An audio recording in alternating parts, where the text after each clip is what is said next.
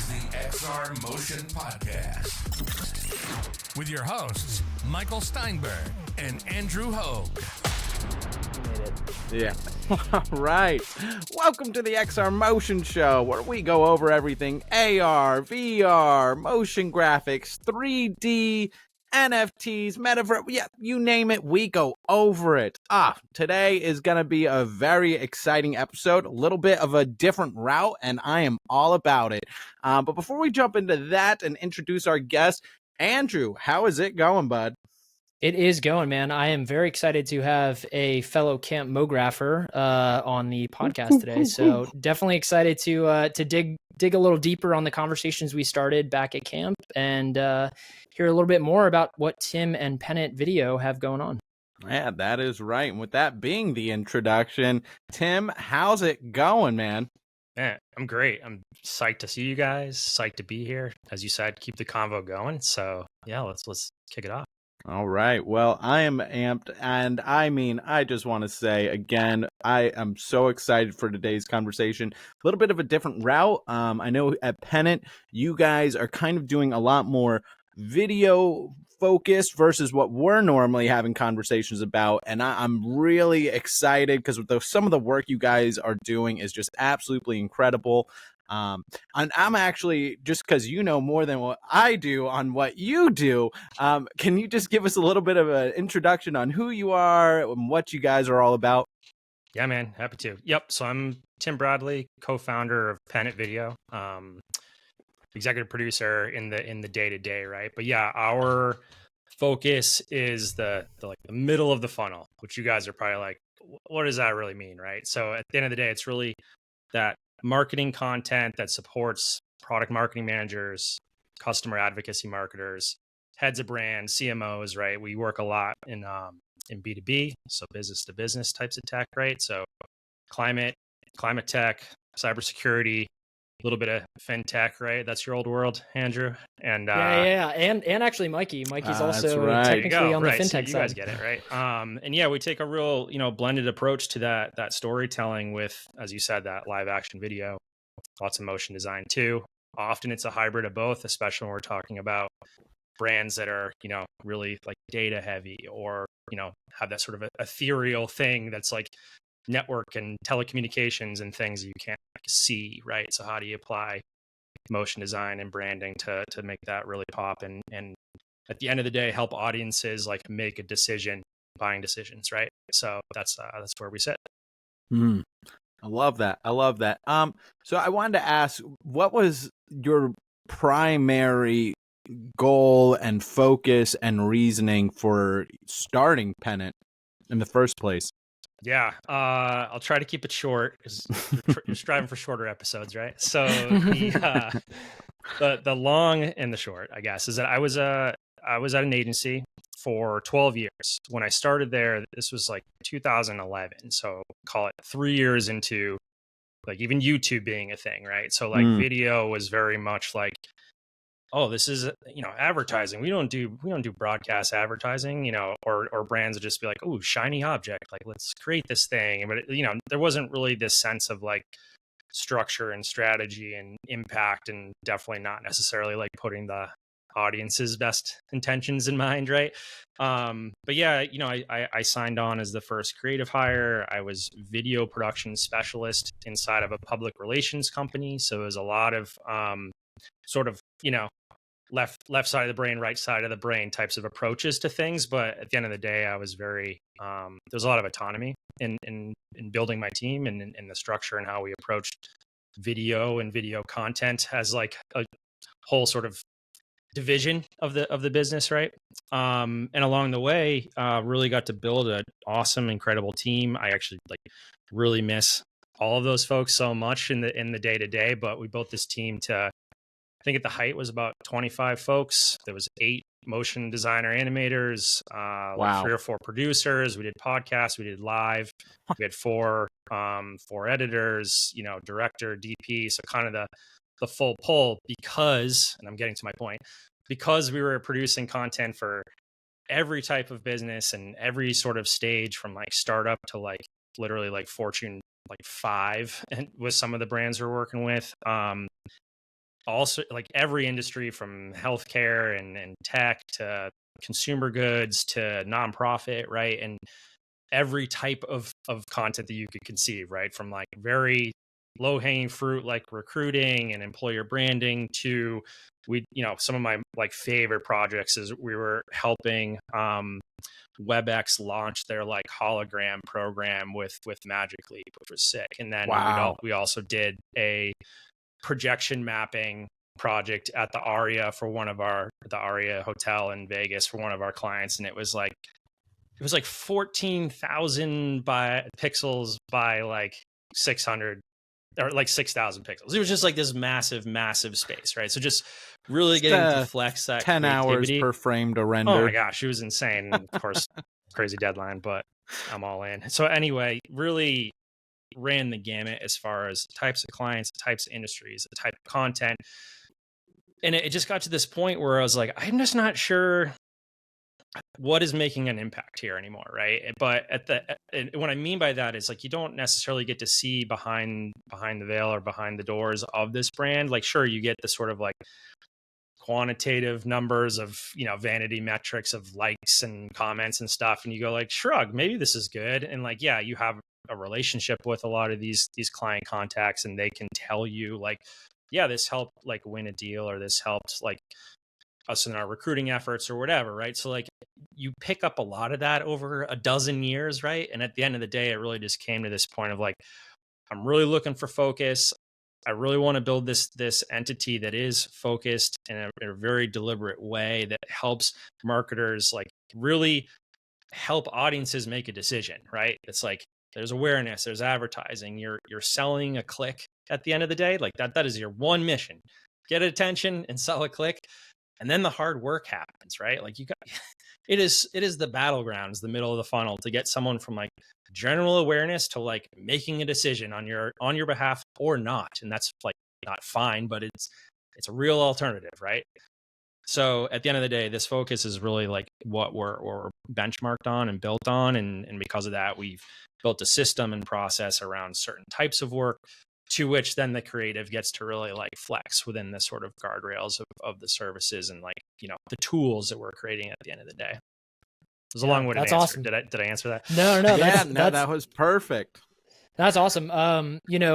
Coming from an in-house marketing background, right? You kind of have the metrics that the marketing department at large is beholden to, right? And you mentioned vanity metrics. Like I used to think about like impressions of being like, great, we got a bunch of impressions. What does that actually mean? Does that, like how do you measure ROI? How do you measure if you spend this amount of money on a video, what is your actual kind of throughput in terms of prospects or new deals? So at Pennant, you mentioned a lot of your mission is sort of, really positioned around video marketing mastery, right? So not just like making videos, not making things that look cool, but making things that perform. What are some of the sort of approaches you take and metrics that you use to identify whether or not the projects that you're working on are impactful or not? Yeah, definitely. It's a long-winded answer. So at the end of the day, you need to help answer some very core questions for your audiences, right? Like why you exist and why they should care, what you do and how you do it, and who is this for and where, right? So that's like really the that who, where, when, and why, most importantly, are the bedrock for what we call the video marketing trifecta at Pennant. And so why we produce Anthem videos express your why, because they help differentiate you from your competition and in the marketplace. Explainers are your what and your how. Very self-explanatory, but it's meant to like demonstrate your value proposition to your prospective buyer. And then endorsements are your AKA testimonials or success stories, right? Are your who and your where. So helping you validate the thing you're trying to sell to your audience, right? So with this trifecta, these three legs of a stool, right? These marketing teams are set up for success to help their audience, their prospective buyers, like pull them down the proverbial funnel, help them along their customer journey, build trust along the way, and convert and make sales. That is like what it is the name of the game for everybody at the end of the day. So as far as metrics, right? Like it is honestly difficult because there's no silver bullet, especially as like the content creators that we are.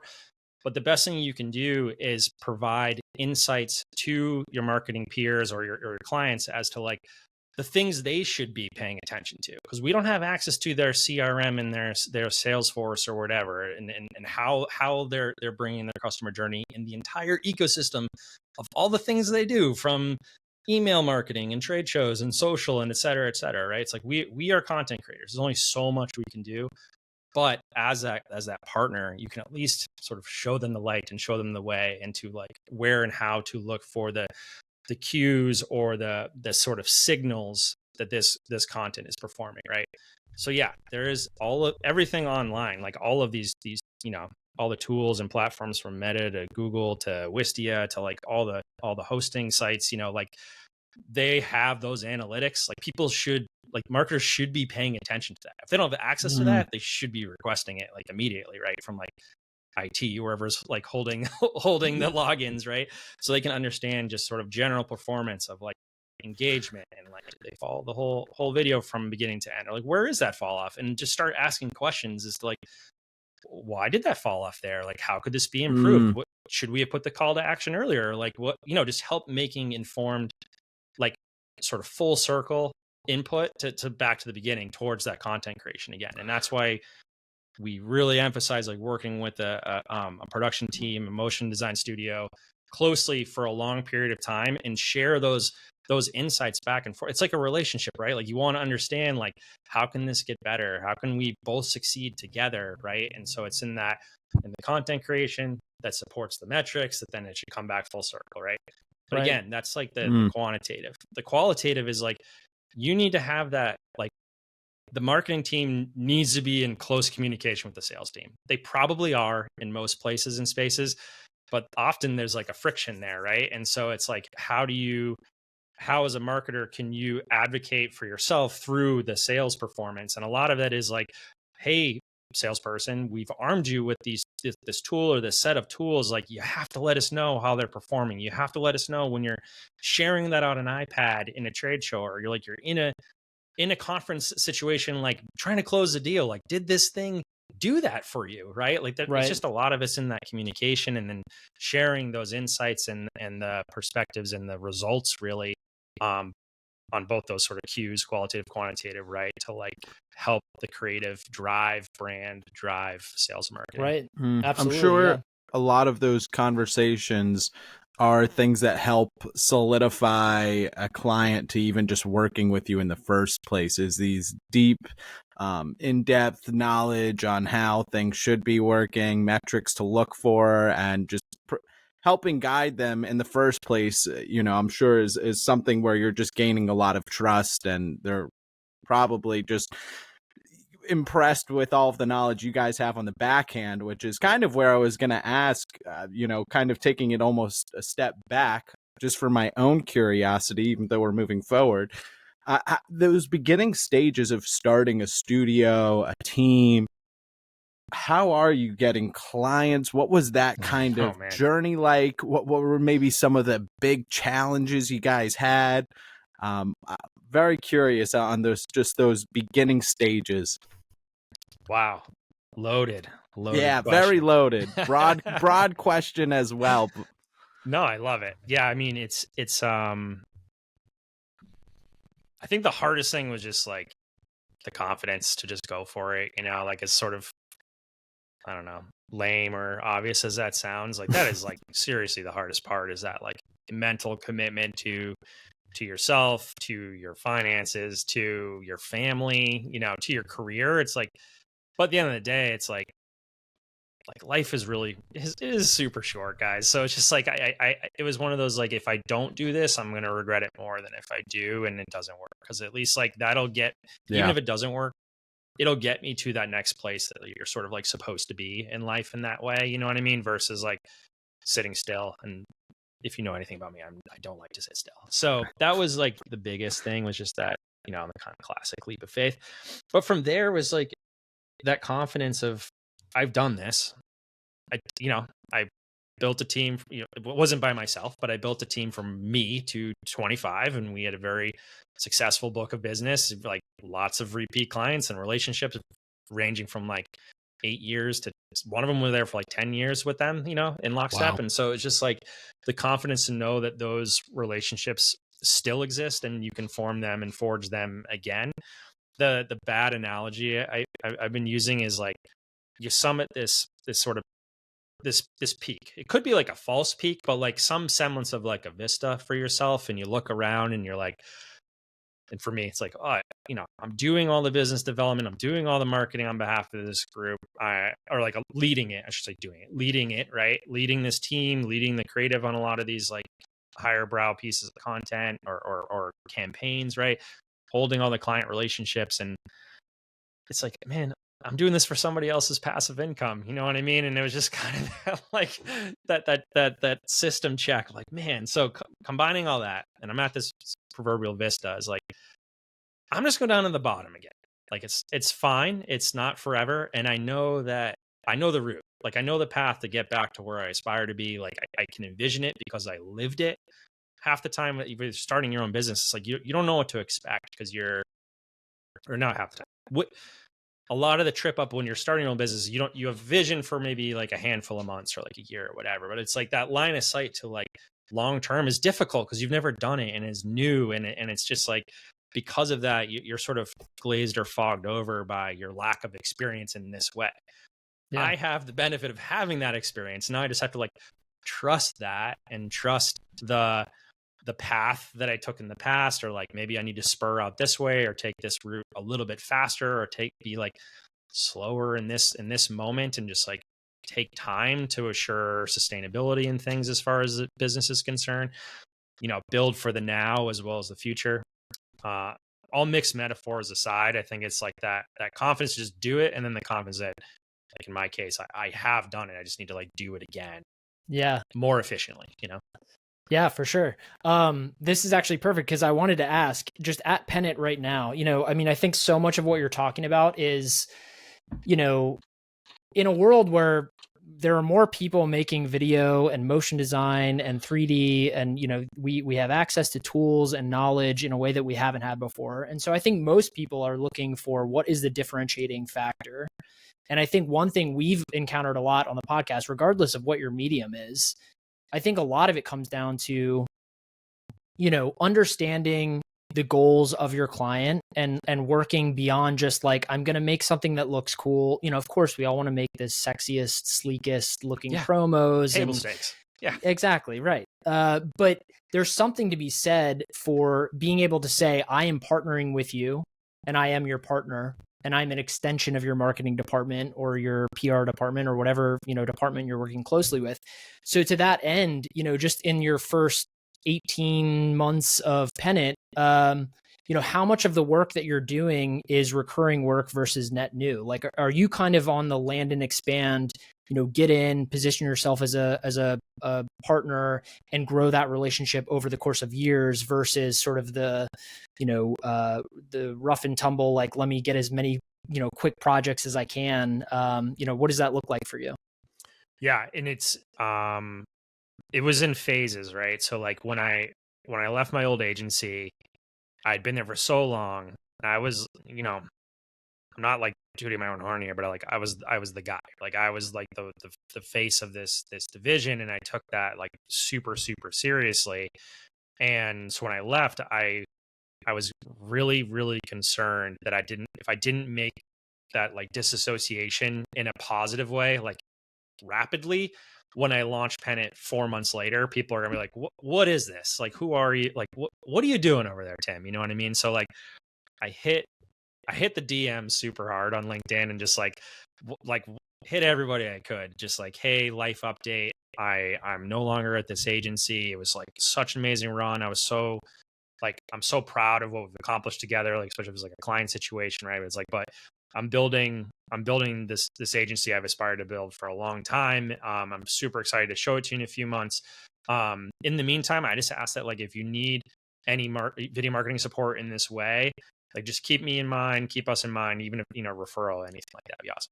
Dude, we got crushed with work. It was just like crazy. Like those first like 4 months, I was just like buried. And so because I mean, of awesome, but also probably very stressful, right? So, but like, so I was just did. It was like, all right, well now, like I am in fulfillment. Like I am like sucked in, and so I hired 2 friends of mine, operations consultant and a brand designer. And I was just like, cool, you two, like go forth. I'll advise and give feedback. Like, but we need to like build these two lanes in tandem for this like October launch that we had proposed, right?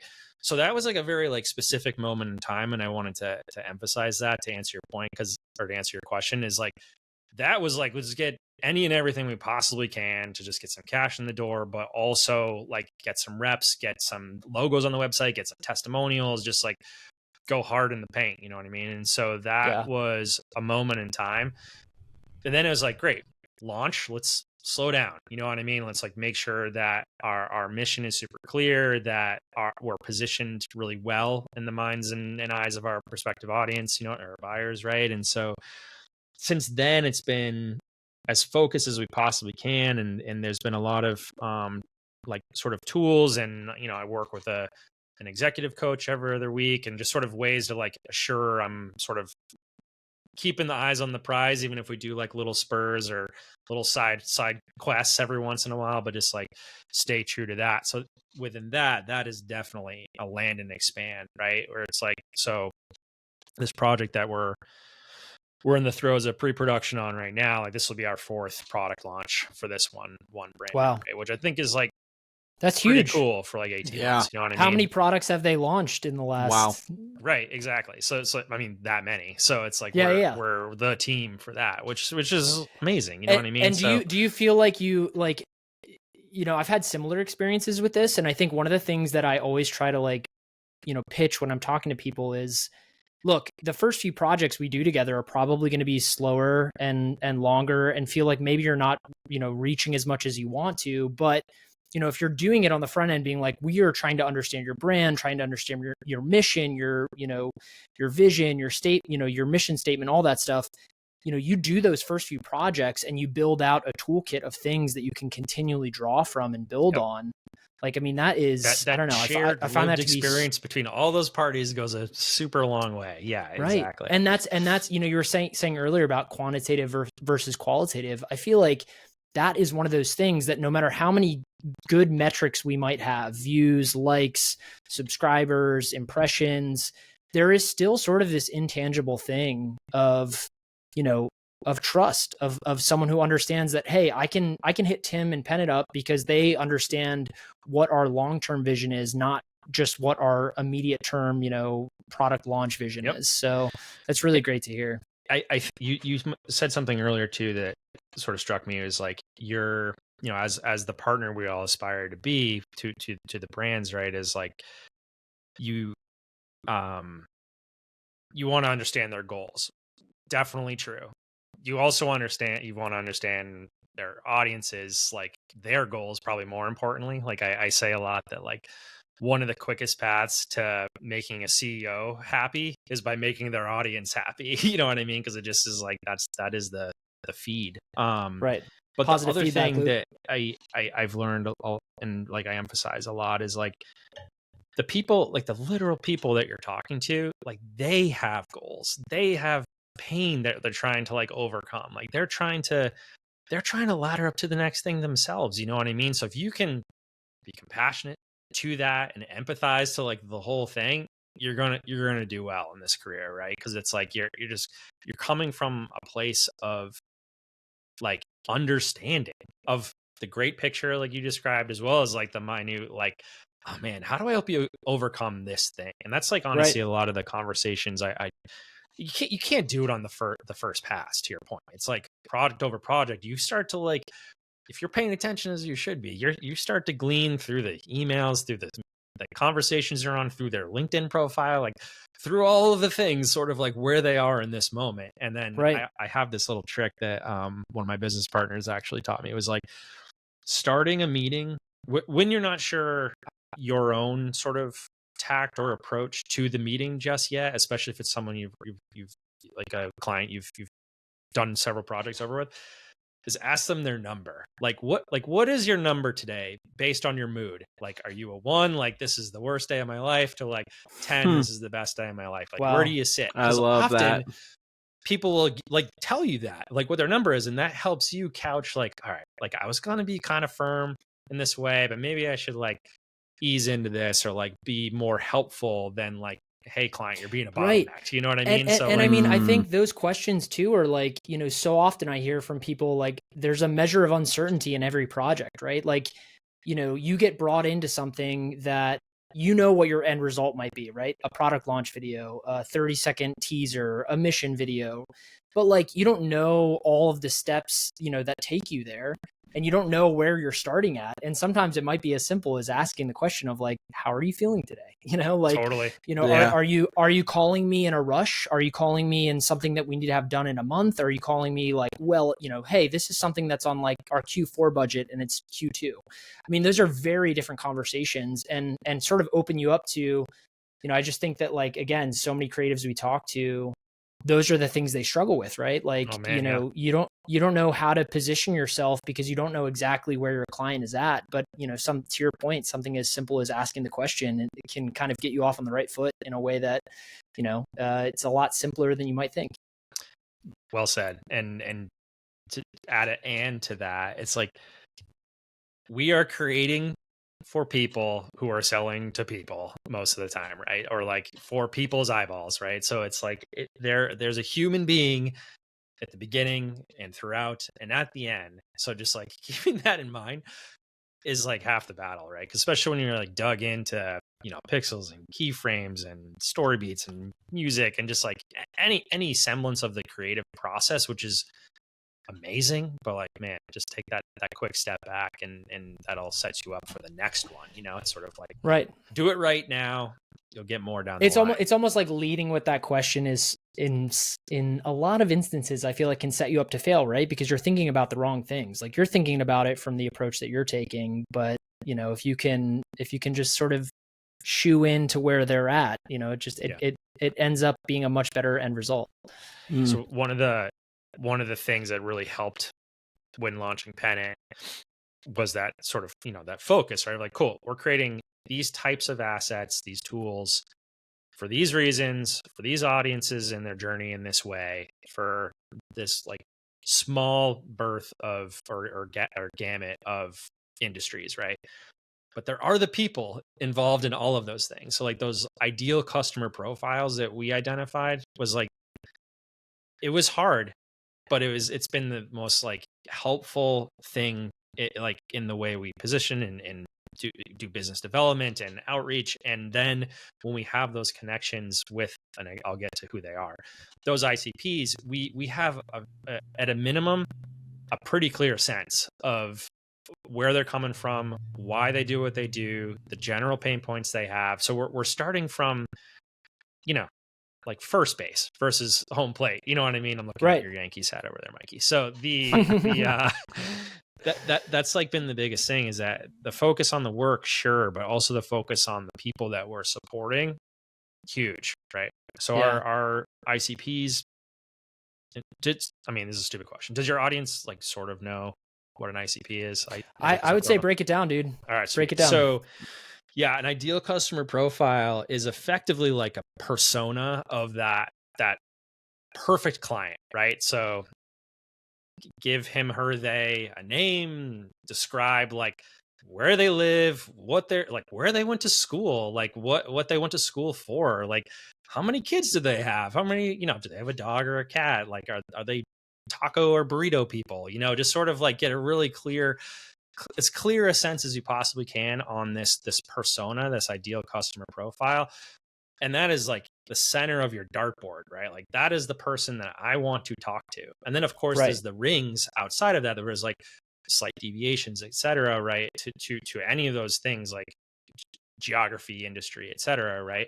But at least helps you understand where they're coming from, and more importantly, where they're trying to go, and how do you, as that partner, help them get there. So an example is like our number one ICP is product marketing managers, right? So like they have most of them have very high and clear aspirations. Like they want to be the CMO of this company. So they are hungry. They want to do good work now and for many, many years to grow into this like big picture role. Right. So like that is a hunger. Right. And that is like why we position Pennant the way that we do, about like winning and a championship spirit. And like, you want to create content that you can like raise your banner in the rafters for, you know what I mean? So just really like hone into our own like positioning and branding in that respect.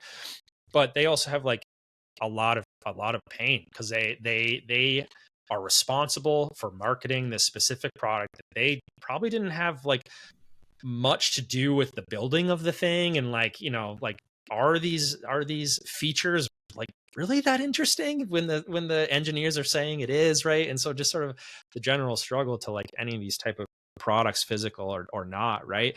And then of course they have the sales team scream at them for, we need these tools, we need these assets to like create this, you know, to help us, like you got to help us help you, you know. And then of course the audience is like, oh wait, I'm also responsible for all of social and email and sort of like all these byproducts, right? So like they're in a super tough place in the day to day. So we love working with those types of folks, because like we recognize they're busy, we recognize they have like many plates spinning in the air, and we can come in and help them. Like we can be their champion from script to screen and help them create this content that like moves their directive forward while also putting the feather in their cap creatively, right?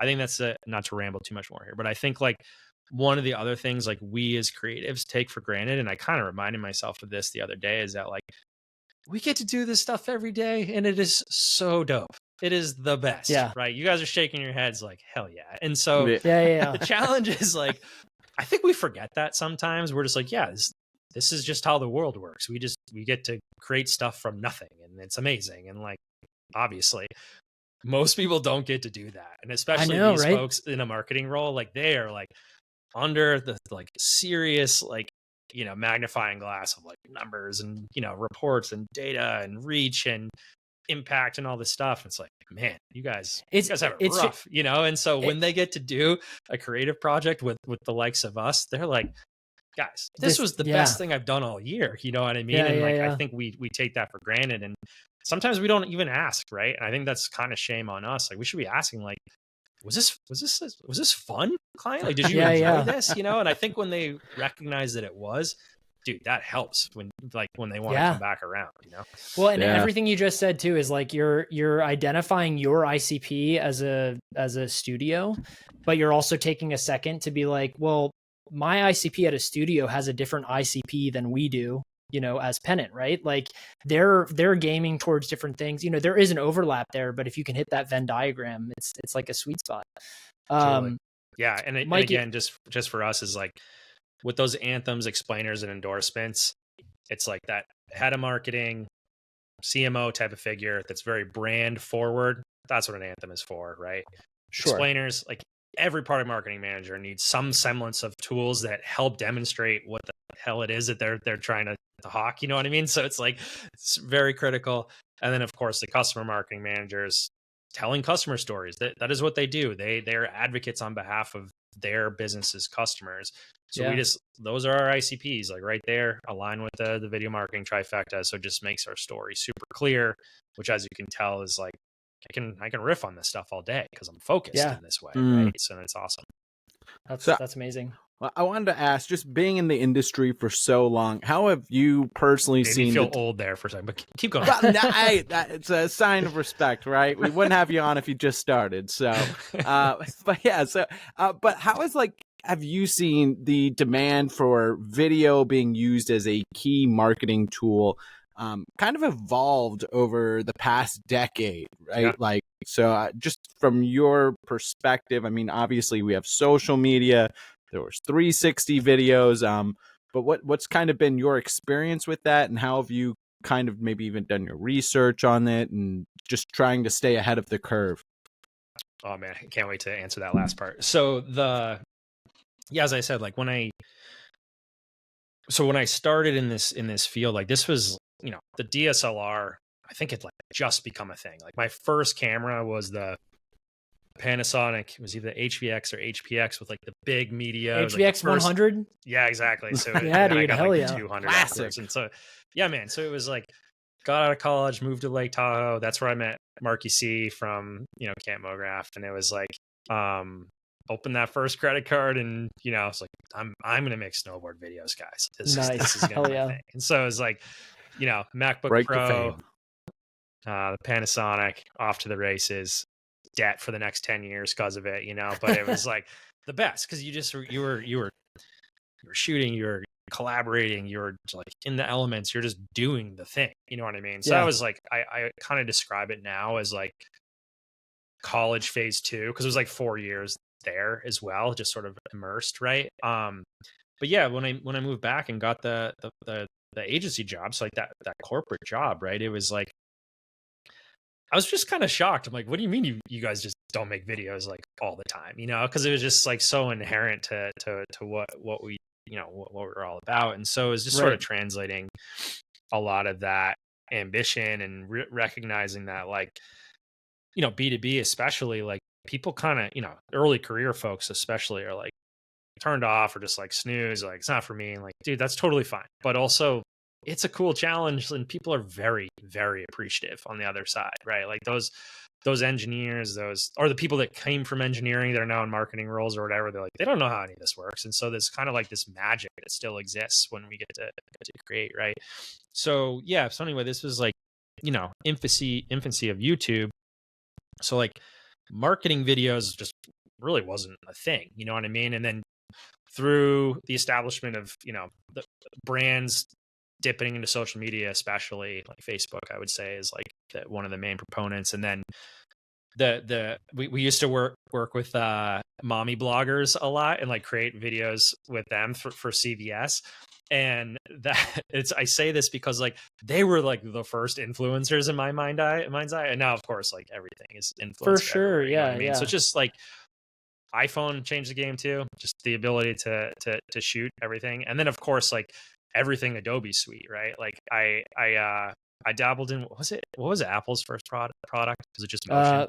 Motion or Final Cut Pro? Well, no, iMovie. Motion. Motion. Because I was in Final FCP when I was just throughout until I made the switch. Whatever.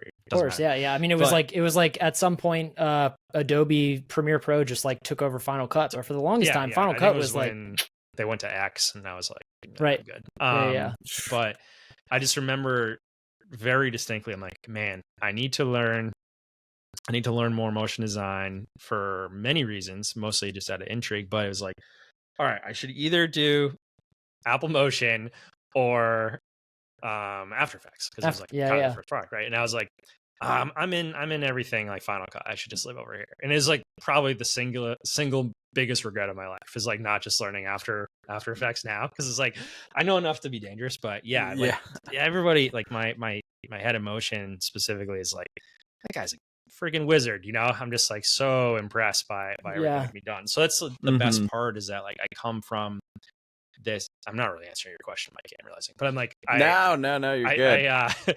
I come from a place of like huge affinity for the artists that work in tools like Blender and Houdini and Cinema 4D. And it's like, so I get excited myself when like every project, when we approach a project for clients, especially again, those B2B that have those like ethereal sort of things that we need to convey through brand, is like, are we leading with motion? Are we leading with production? Or what is that merger of both? Because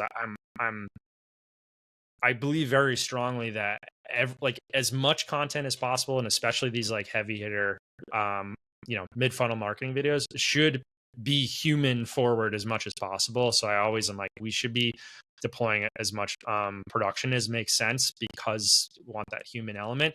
But some human element is just like boring. So like, how do you put brand in there as much as you can? So it's like a really fun challenge whenever like a cyber company comes to us and they're like, oh, we want to like launch, we're doing a rebrand or whatever. Like, so we get that opportunity to help inform like how are we going to approach this aesthetically, you know what I mean? But to answer your question, Mikey, it's like it was a slow burn, and then suddenly it wasn't. I feel like it was like, all right, like people, early days of YouTube, it's cat videos. I'm a brand. I don't need to be a part of that, right? And it's just over the years, and people and the tools became more and more accessible, and people were like, oh wait, I get to create too. You know what I mean? It was like just that accessibility. I don't know. It just opened the floodgates, right? And so because of that, now I think we have a problem of noise. There's just like so much noise. Like people just right. Like people that just like create content to create content for engagement and whatever is like, dude, that is not for me. Like there's too much noise. There's too much content. There's too much entertainment, and it's all looks awesome, but you literally can't enjoy all of it. So like, oh my gosh, let's dude. be like super focused on the things that actually like are meaningful. And it's like, so funny you bring this. It's so funny you bring this up. I actually just saw a clip the other day about, I won't remember which one of the creators of South Park said this, but again, like, you know, South Park as a cultural reference point, you know, they were always topical. They were creating video in formats that, you know, maybe were ahead of its time. And one of them, I can't remember if it was, I can't even remember, Trey or Seth. I don't know if that's his name. Anyways, he had this whole bit where he's basically like, we've hit an impasse where all content that's created right now, because of the accessibility of technology, right? Like, you know, you were mentioning like HVX 200s, or like for me, it was like a Canon XL2. Like these were things that I was like, I would never think that I would be able to like buy this at a prosumer level, right? Yep. The unfortunate reality is like, we're at a point where all content is going to look shiny and cool and awesome. And like, it's going to hook you in for, you know, 2 or 3 episodes. And the point that he was making was like, we now have so many, you know, on the more entertainment side, a show releases and you watch it for 4 or 5 episodes. And you're like, this is great. This is cool. I love it. It's awesome. And then you get to the 5th episode and you're like, oh wait, there's actually no storytelling going on. Yeah. You're like, all. I've seen like, this it's before. Just, yeah, I've seen it before. It's like the Disney Plus model, like buying Star Wars. It's like every spinoff, you know, series they've done of Star Wars has sort of just been this, like, it looks really good. And, you know, that's amazing that we have that accessibility to technology. But to your point, it's sort of like, you know, bringing it back to partnerships or understanding, you know, your ICP's ICP, like you know, those are the things that are becoming more and more valuable. Like, you know, I got into this industry thinking like, if I can just make the coolest looking shit, I'll be great. And, you know, 12 plus years in, I'm like, oh wait, actually, that's really not the game anymore. Right. It's understanding like, you know, how are you actually moving the needle? And I think that's something that fewer and fewer people are asking themselves because we have access to this technology. So, yeah. I also wanted to say it is interesting how you mentioned noise, which is a big thing, and the prosumer kind of new wave of tech coming in. In one sense, I used to always kind of be scared about it, but, you know, I was watching Colin and something. They do a YouTube podcast series, but even just watching some of these new podcast things, like at first I was kind of concerned. I'm like, is video going to be staying video? Is motion graphics going to be staying motion graphics? But then I'm looking at these basic podcasters that have a 5-camera setup, studio lighting. Like now the bar has gotten to like, you need a crew just to even be in the game, right? Like, and so now there's all of these people that want to be in the game. So there's actually almost more work coming in. And it's funny because to even break through the noise, not a controversial name, but Will Smith, I still always loved him. You know what? And he was in iRobot. He's kind of making a comeback. We won't get into the drama here, but he was quoting somebody else, but he said it was a life-changing quote for him. But he was watching an editor, funny enough, edit one of his scenes, and the guy was like, oh man, yeah, you're like 90% of the way there. He was like, that's right, halfway there. And so it was like, yeah, you know, like being 90% of the way there is kind of almost like halfway there, because that last 10% is the hardest part. It's the Pareto principle, right? Like 20% of the work that you do accounts for 80% of your success. You know, sometimes that 20% is front loaded, sometimes it's back loaded, but you know, it does sort of shift the approach that you take when you're working on, especially long arc projects, right? Like anything video, motion, 3D, any of that stuff, you're inherently up against, I can't, an email marketing campaign can get put together in a week. A video marketing campaign takes, I don't know, Months, 6 weeks, quarters, right? Like, years. Yeah. Right. And especially to make it good, it's a fun field to be in. Yeah, and bringing it back into just like, wow, it's such a great, amazing field. Yeah, and we're so lucky because it's the preferred medium. Like everybody wants it. This is like, of all of the types of craft, I have like tremendous respect for all those types of craft, right? But like, this is the one people want. So there's a huge like attraction to that. It's huge competition for us because everybody wants to do it, right? But I think that care and that passion, I mean, just all of those things like are really what set you apart, right? And that empathy. So I think it's a combination that you just try to bring to the table every day. And it's hard when you're like, wow, this project is taking a lot longer than I expected, or like, oh wow, like I can't like, I struggled with this a couple weeks ago. I was like, I'm working on this project for so long, I don't even know if it's good anymore.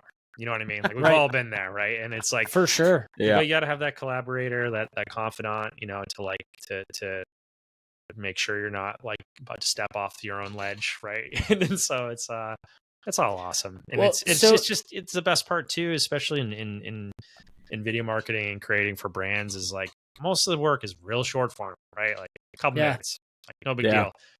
There will be another one, right? That like, please revel in the one you love, like, wear that like a shirt as much as you can, and then the ones that were just tough, like, chalk it up, like that was an L.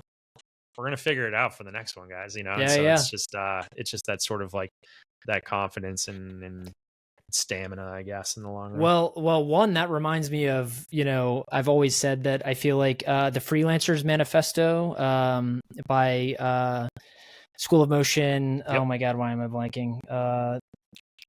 What's his name? Fucking founder of School of Motion. This is so embarrassing. I'm spacing on it too. But, anyways, there's so much in that that should probably be updated. But one of the graphs that I always talk about is like pain versus rainbows, right? Like, you're going to have projects that you don't feel like you're moving, for you personally, don't take into consideration the client or the client's and audience, but like for you as an individual, there's stuff that you're going to work on that you think like, oh, well, this isn't really moving the needle for me. But like, those are usually the ones that, keep you in business and keep you moving forward. And then every once in a while you have a project that you're probably going to do under budget and you're going to put your heart and soul into, and it's going to probably get you 10 or 15 more jobs down the line, So totally. Like that pain versus rainbows thing is super important to keep in mind. Another thing I wanted to ask you, Tim, is, you have some full-time staff at Pennant, correct? Mm-hmm. So when you are hiring someone to come on Pennant full-time, just given everything we've just talked about empathizing and sympathizing with your audience and understanding, your audience, where they're coming from, what are the skills outside of the technical and, the experience that you feel you look for in people that you're bringing on your team, and specifically in order to connect with your clients? Goal number one is hire people that are smarter than me. That's always a big help. Not really kidding, but I think the constant hunger to learn, right? That curiosity, like that, I feel like really bad for people who that like hunger and curiosity gets like stifled somewhere along the way, right? Or they just sort of like the flame is barely there or non-existent at all. Like those folks, I'm like, that sucks, So it's like the people that have that and stoke it constantly and show up like, just with that eagerness to learn, not just in, their own skills and creativity and artistry, but in the mechanics of the content that we're creating and the process, and like, how can that be better and improved and sort of operationalized to everyone's experience, a better experience, right? To the clients, like, who are they? What are they about? What is this industry? Like, we're working with this aerospace company right now, and it's just incredible the types of stuff that you're seeing that are inside the jets that you're flying and you have no idea. You know what I mean? It's just sort of that, like, I often say that, like, probably more so in production than in motion, but it's not like not in motion too, is that it's pretty rare, or I don't really know many other careers where, like, you get to show up and the business brings you everywhere you want to see behind the scenes, right? They're like, they put you at the table with the C-suite. They bring you around and show you, like, all the things behind their proverbial, like, Oz type of setup, you know? And it's sweet. And that's that curiosity. I also think it's the like responsibility on the other side of that too, like the responsibility to just really just showing up, like, to do the work that you can push and perceive as the best it can possibly be responsible to the goal or objective at hand, be responsible to your audience, right? Like, not just the person who's paying the bill, but their audience, right? That responsibility. So I don't know if those are like skills per se, is just like ways of being. And that's I mean, I wouldn't say it's rare, but it's like that combination, right, of that like deep curiosity and that responsibility are go hand in, like, when that goes hand in hand, that's a big success, right? Yeah, for sure. And a lot of that's like, you can't really like learn that, you know. And it's awesome. Yeah. Did I answer your question? Yeah, of course. Yeah, No, no, definitely. So I wanted to ask one more question for you here to wrap this show up. But what do you think is next and coming down the line for Pennant? And this is where you can maybe even get creative, if there's VR or AI or so anything you'd like, you know, or if there's any like secret projects you want to maybe sure undisclose. So this isn't like my first foray with motion control robots, but I'm like getting a demo on one tomorrow because we're using it in a project in a couple weeks. So it's those are always super fun because it's like you get all of this, like, the approach to the production is just like amplified because it's like you can work with like time and space, but also all the freaking data that comes out of those things to deploy motion graphics in like a really intricate, impressive, on brand way is really dope. So like, I'm excited, as you can tell, I'm really excited for that one. But then I'm also super lucky that like 40 minutes from my house is up in Derry, New Hampshire, is a place called Studio Lab, and they have an XR stage, right? So it's a huge LED volume wall, and I've got a couple clients that I'm like vying for next year to use that, because you can, like, their sort of premise is like there's 3 reasons to use a volume, an LED volume, an XR, and motion capture on this stage, is like when you needed to go to a lot of places quickly, and like both in efficiency and like time restraints, right? Go to places that are innately difficult to get into. So their example always is like an airfield, right? Like you're not really ever going to like get on an airfield, right? So like those type of situations. And then the ones that just don't exist, like, you know, their example is they have this shoot they did where they're like, you know, on Mars, you know what I mean?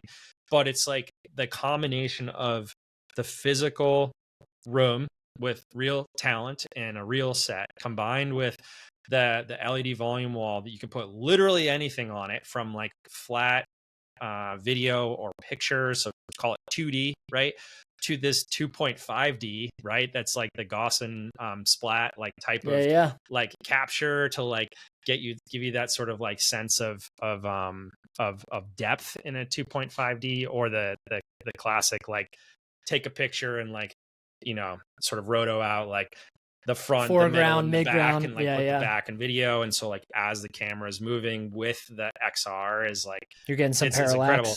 Or just the full on, you know, like Unreal, like, 'cause they have like the Unreal Engine up there, immersive, you know, they leverage Unreal Engine to like build these scenarios, right? And so it's super cool to see this in our backyard, because there's a lot of brands that are starting to use it, and those ads are coming out, and people are like, that was awesome, how do we do that? So I think it's just like a matter of time before that's just like part of our approach to certain projects, is like, how can we leverage this type of technology that's like actually very accessible. It's just it's like it's a courage thing, right? Of like, I've never done it before, but maybe we should, right? So sort of that exploration, I think, is becoming a bit more realized here in New England, which is awesome. So yeah, I'd say that's the stuff that I'm most excited about, like in 2025 specifically. Yeah. Nice. The final reason to use an XR Studio is because it's just cool as hell. Yeah, man. Mandalorian. Let's go.